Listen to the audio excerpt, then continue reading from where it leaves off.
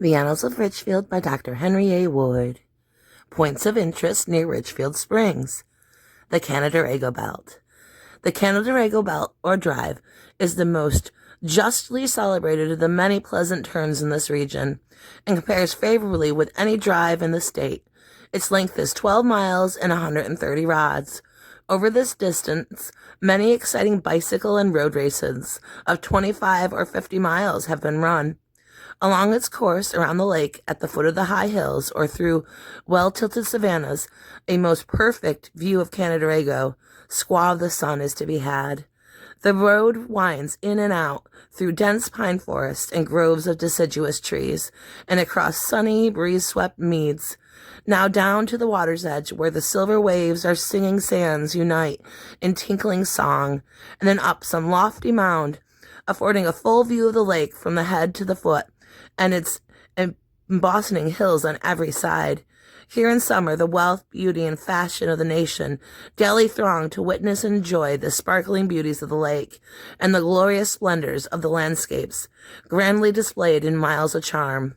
Near the eastern shore, like an emerald sitting on a golden sunglit, lies Diawango, the beautiful island, not far away from the spot where more than 80 years ago her unfortunate sister was swept out of existence. A most charming view of this islet gem is obtainable from the top of Perkins Hill.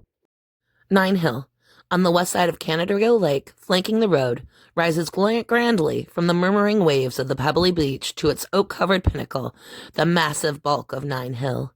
Many years ago, its name came from the fact that 9 farms were embraced in part upon its broad bosom. From its lofty summit can be obtained a magnificent view of the lake and the high range of hills to the southward.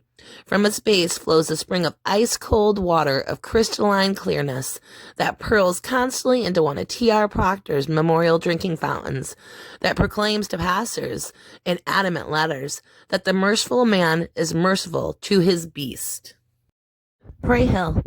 More than 100 years ago, Richard and William Prey, down east Yankees, settled upon the land embracing this height, situated about 3 miles west of Richfield Springs, near Brighton. From this eminence, where the winds blow on the stillest summer day, a broad scene of terrene beauty stretches to the eastward over several counties. Down its eastern slope, many years ago, occurred a terrible runaway accident that resulted in the death of 2 little girls and the serious wounding of others. Sunset Hill. A small eminence at the northern edge of the village of Richfield Springs is so named from the fine view of summer sunsets to be had there. As the broad shield of the orb of day sinks behind the settlements of Nine and Prey Hills, from this slightly elevation the village of Richfield Springs can be seen streaking away through the valley of Aquanasis. Beyond, Canandaigua reflects in the glinting sunlight and mirrors the white, lazily floating clouds. 100 years ago, the mount was Abbott's Hill, and it was the site of the home of Aaron Abbott. Later, it was Butternut Hill, from the big butternut trees that stood within the memory of the small boys of 30 years ago upon his roadside summit. Clayton Lodge, the McCormick summer home, perches upon its highest peak, commanding an enchanting view of the village, lake, and hills. Its eastern slopes are part of the links of the Wynotha Golf Club. Gunset Hill. The high hill is an old Indian trail leading from the Mohawks' castles on the river of that name to the lands of the other Iroquois nations that Generals Sullivan and Clinton laid waste to in 1799. It is about a mile west of the Sulphur Spring, in full view of it. Here, stretching afar over the hill and dale, one can behold a scene of marvelous beauty and grandeur. The hill took its name from the fact that upon its early settlers used the set guns for bears, which were very numerous about in the old days. Wynotha Mountain. About 2 miles east of Richfield Springs is Wynotha Mountain, the highest peak near the village. From an observatory that once stood upon its summit, broad views of Otsego, Schoharie, Greene, Chenango, Madison, Oneida, Herkimer, Hamilton, Montgomery, and Fulton counties were easily obtainable, and glimpses of Otsego, the Wynotha, Mud, Canandaigua, and Allen's Lake could be seen nestling among the Emerald Hills. The name was given on account of its proximity to the 2 small lakes called, in the Oneida dialect, Wynotha, meaning the Big Hill. Diawango.